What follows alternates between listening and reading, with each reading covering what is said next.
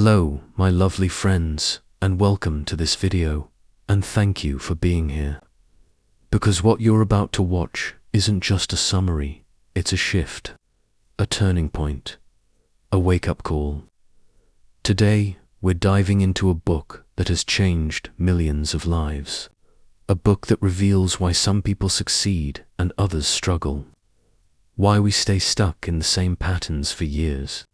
And how you can change your life by changing one powerful thing: your habits.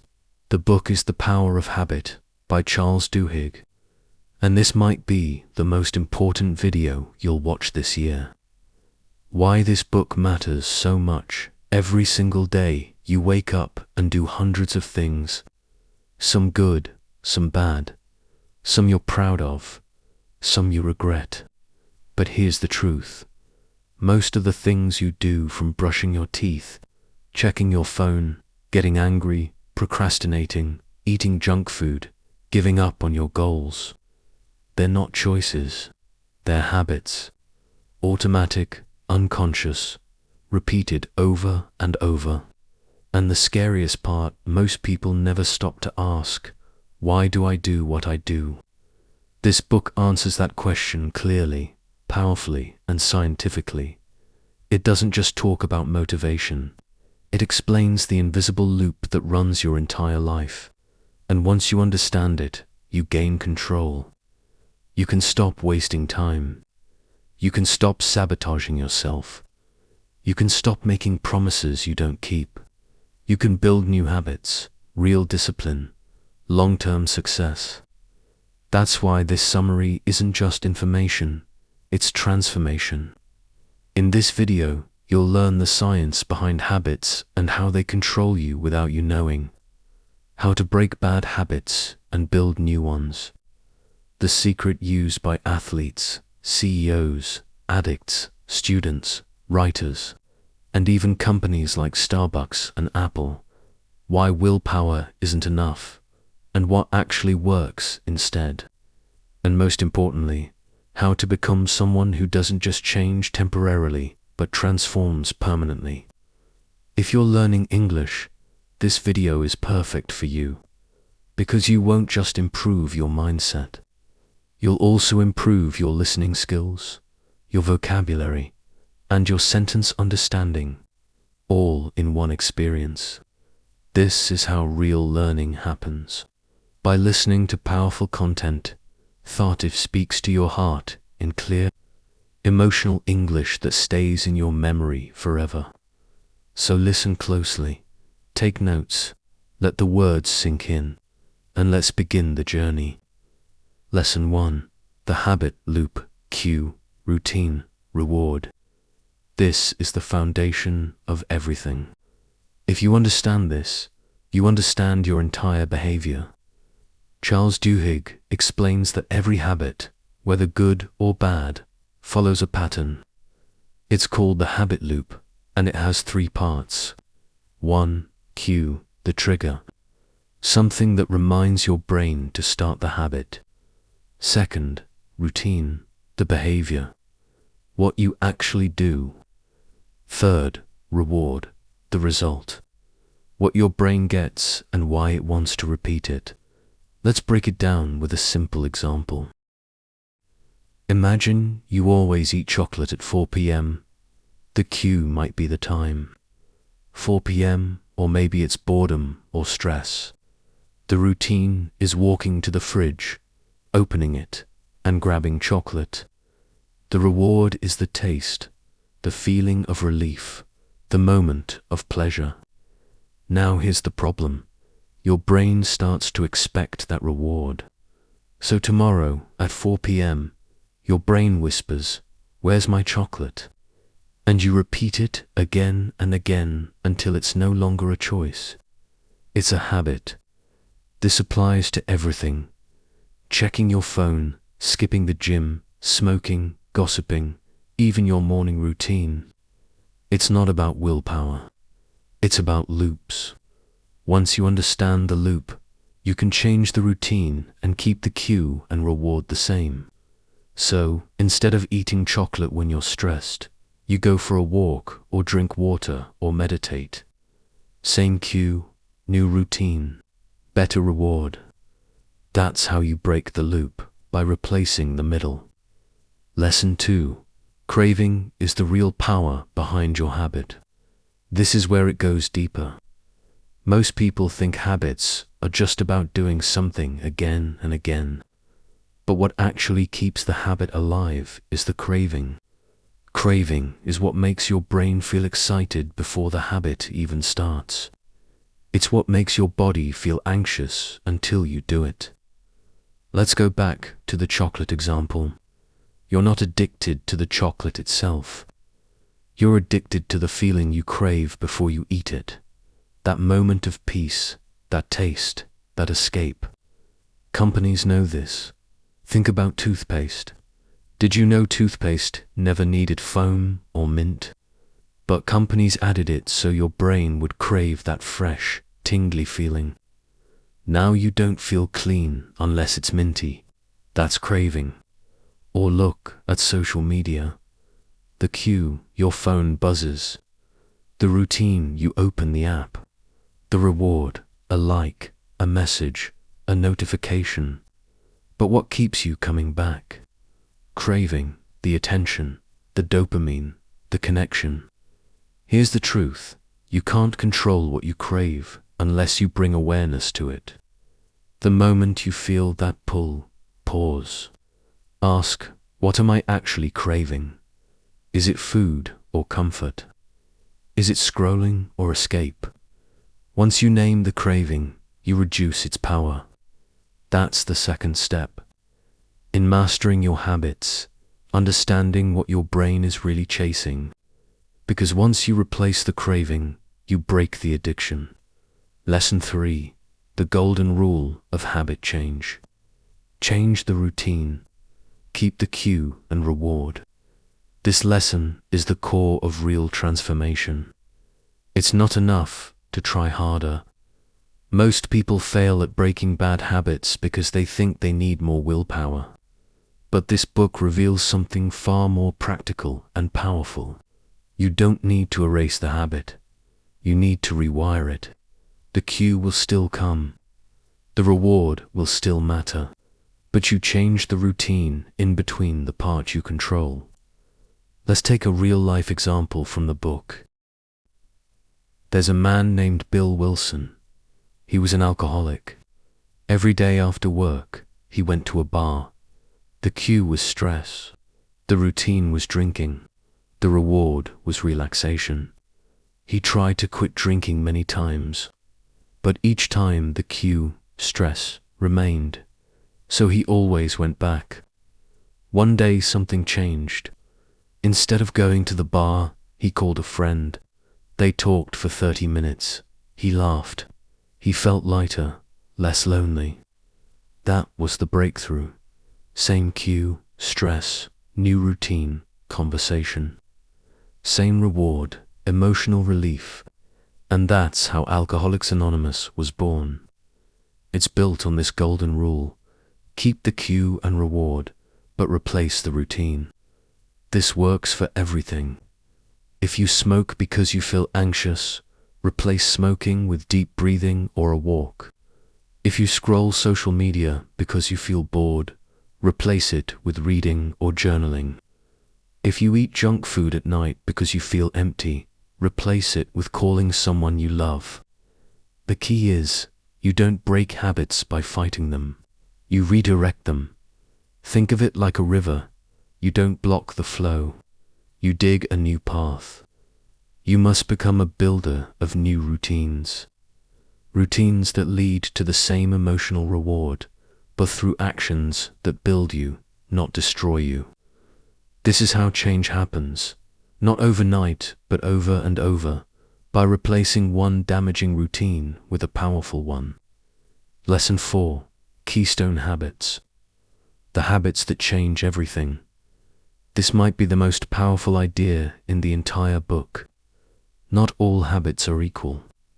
Some habits are so important, so foundational, that changing just one of them starts a ripple effect across your whole life. These are called keystone habits. Charles Duhigg explains that keystone habits are habits that spark other positive behaviors automatically. They act like dominoes. One falls and many others follow. Let's take an example story. Lisa, the woman who transformed everything. In the book, we meet a woman named Lisa. She was overweight, depressed, smoked a pack a day, constantly broke, constantly quitting jobs. Her life was a mess. Then, one day, after a painful breakup, she made one decision. She would stop smoking. That's it. She didn't say she'd change her whole life, just this one keystone habit. But something magical happened. Once she quit smoking, she started running. She began waking up earlier. She saved money. She changed her diet. She applied for a better job. She moved to a new city. Within a year, her entire identity had changed. All because she focused on one keystone habit. Why? Because keystone habits affect your self-image. When you keep one promise to yourself, your brain says, "I'm the kind of person who keeps promises." That belief spills into everything you do. Let's look at more examples. Exercise is a keystone habit.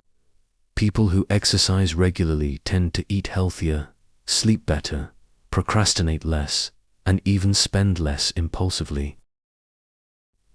Making your bed is a keystone habit. It sounds silly, but it creates a feeling of order. It sets the tone for discipline. Studies show people who make their bed are more productive and feel more in control. Writing a gratitude journal is a keystone habit. It leads to better mood, less anxiety, improved relationships.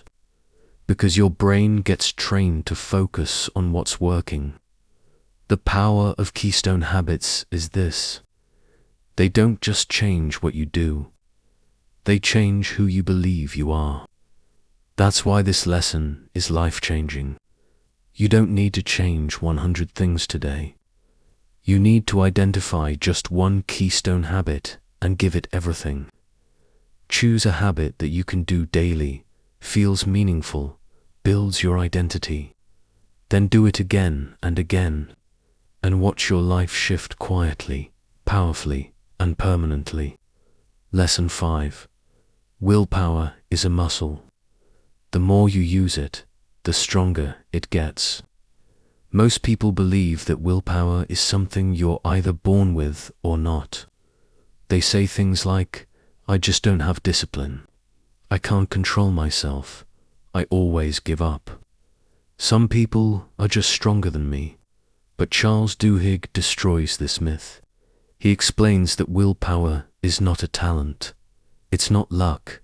It's not magic. Willpower is a muscle.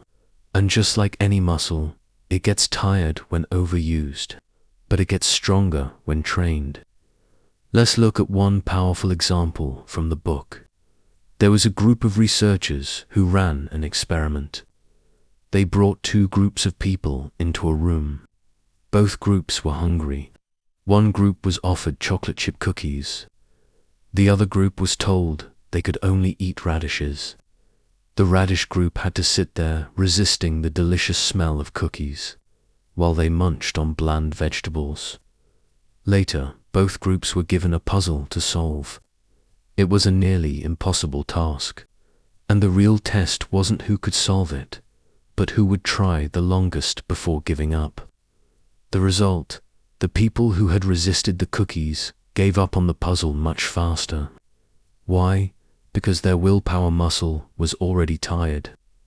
They had used so much self-control earlier that they didn't have energy left for the next challenge. This teaches a powerful truth. Willpower is limited in the short term, but it grows with practice. So how do you build it? Start with small promises to yourself. Don't aim for perfection. Aim for repetition. Examples. Make your bed every morning, no matter what. Drink a glass of water before you check your phone. Write one sentence in a journal every night. Go for a 5-minute walk even if you don't feel like exercising. Each time you do something you don't feel like doing, your willpower gets stronger. It's like lifting weights. The more resistance you push through, the stronger you become. Eventually, your identity begins to shift. You stop saying, "I'm lazy," and start saying, "I do hard things." You stop saying, "I give up," and start saying, "I finish what I start." Willpower is built in moments when no one is watching. When you choose discomfort over convenience. When you show up tired but still show up. The difference between successful people and average people isn't that they never feel weak. It's that they've trained their willpower, and it's become their secret weapon. So start today, pick something small, and prove to yourself, "I do what I said I would do." Do it again tomorrow and again the next day. And one day, when life throws something huge at you, you'll be ready. Because you didn't wait for strength, you built it. Lesson 6. The role of belief. Why you must believe change is possible. This might be the most emotional and spiritual part of the entire book. Charles Duhigg discovered something shocking. Even when people understand the habit loop, even when they learn how to change routines, even when they have strong willpower, they still fail. Why? Because deep down, they don't believe they can change. They say they want transformation, but part of them whispers, "I've tried before. It never lasts. I'm not the kind of person who sticks to things.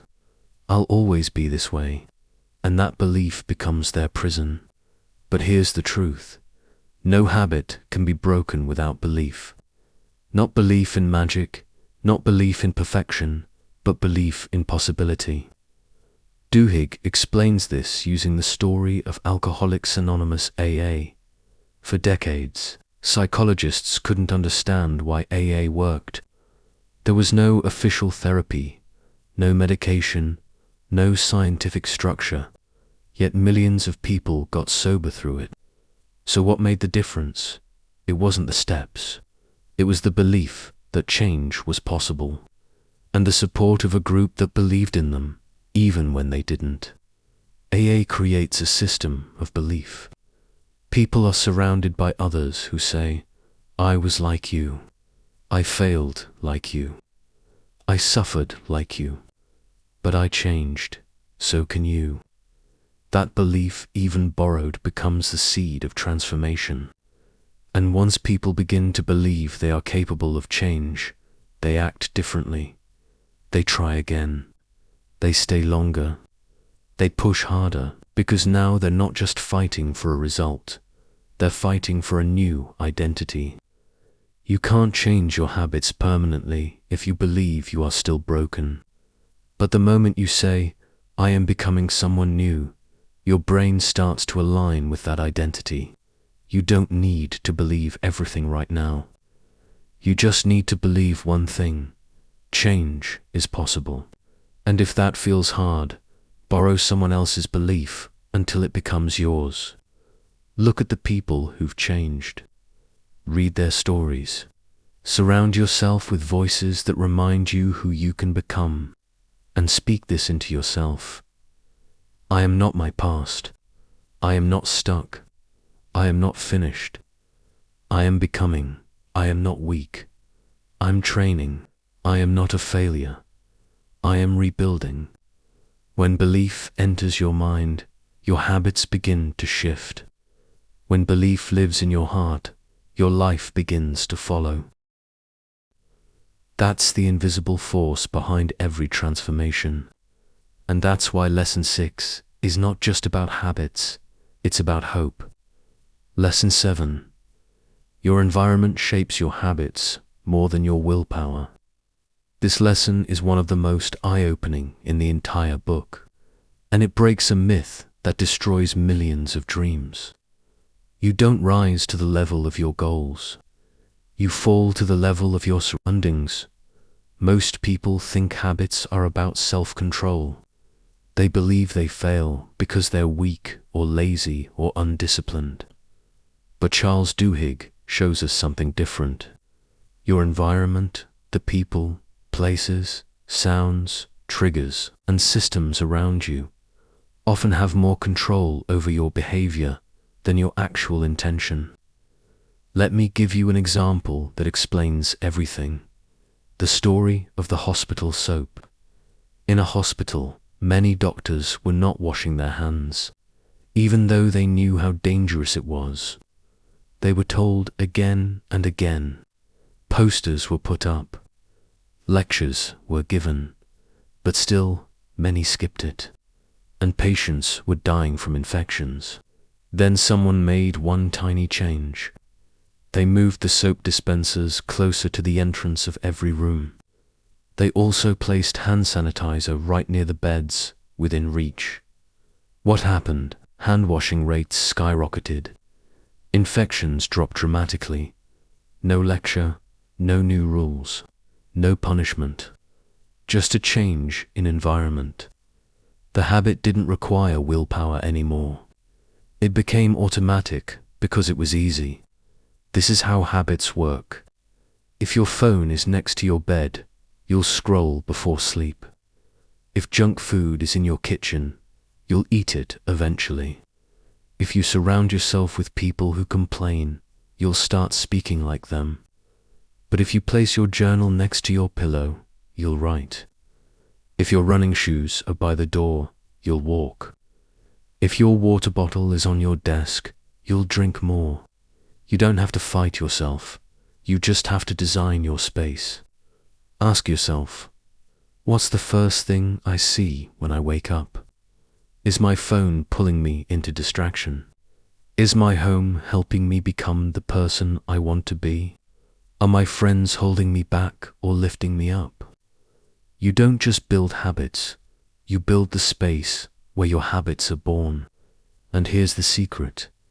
The more friction there is, the harder it is to act. The less friction, the more automatic your habit becomes. So reduce the friction for good habits. Increase the friction for bad ones. Don't just change your mind, change your environment, and your life will follow.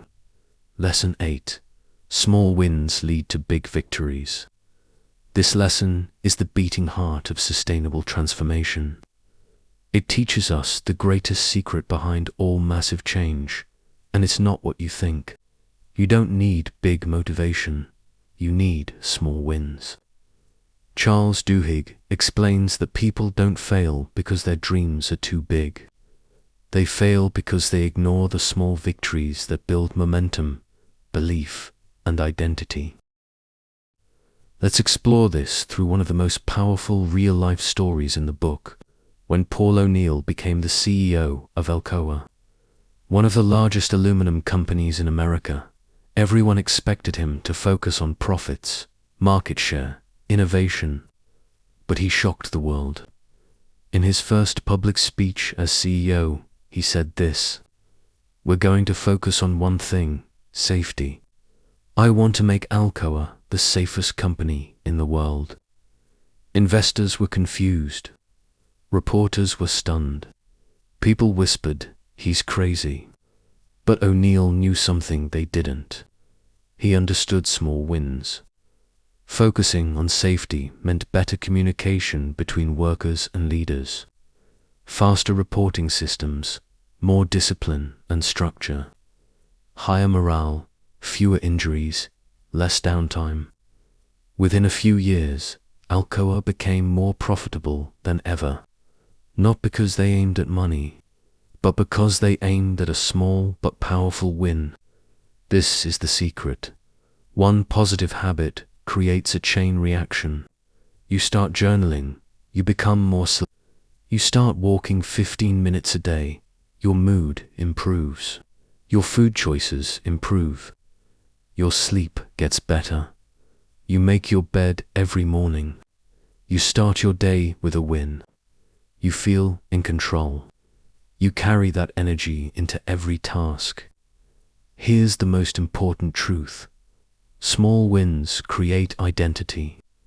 If you meditate for just 2 minutes a day, you're not just relaxing. You're becoming someone who takes care of their mind. If you write 1 sentence in your book each night, you're not just writing. You're becoming someone who doesn't quit. People wait for motivation, but motivation is unreliable. What actually works is small, repeatable victories that train your brain to believe, I can change, I am disciplined, I finish what I start. And once your identity changes, your life changes permanently. So don't aim for massive change today. Aim for 1 small win. Do it every day. Stack the wins. Build momentum. And soon, the impossible becomes inevitable. Lesson 9.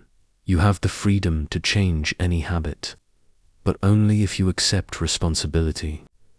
This is the deepest, most challenging lesson in the book, and it's one that many people run from.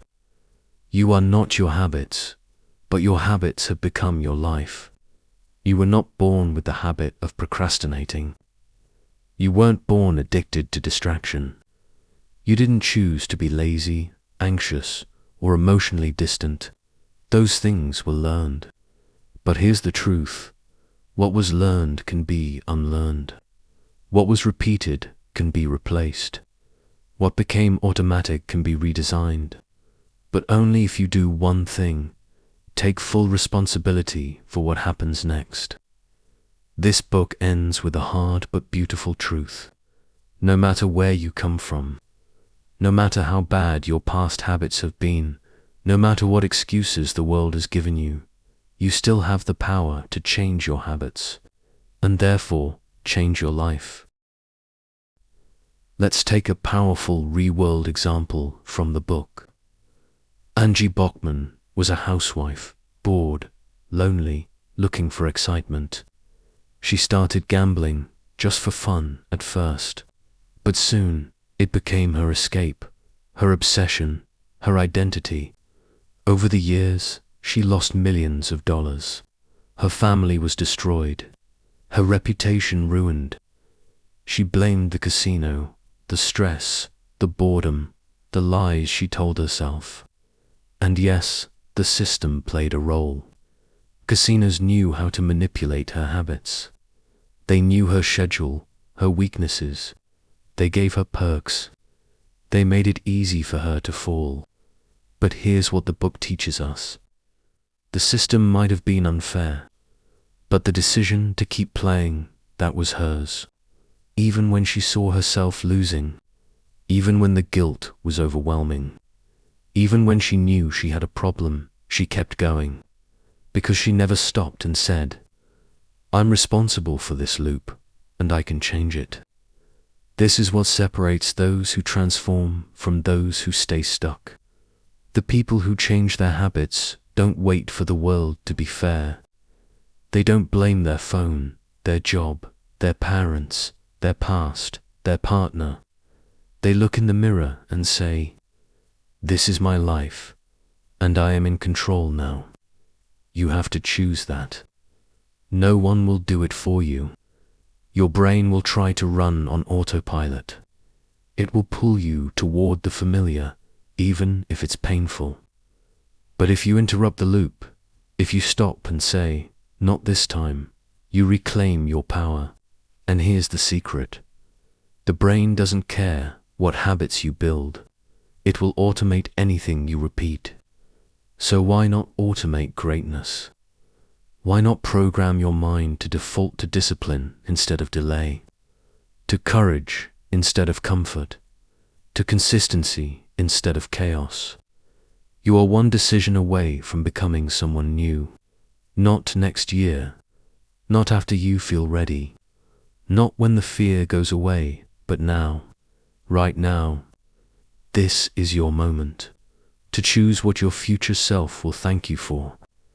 Because if you don't choose your habits will choose your life for you. And they don't care if they destroy it. Take responsibility. Rewrite your loop. Choose the life you were born to live, not the one you've been repeating. You've just walked through the most important transformation map ever written. You now know the truth. Your life is not controlled by luck, motivation, or willpower alone. It is controlled by the small actions you repeat every day.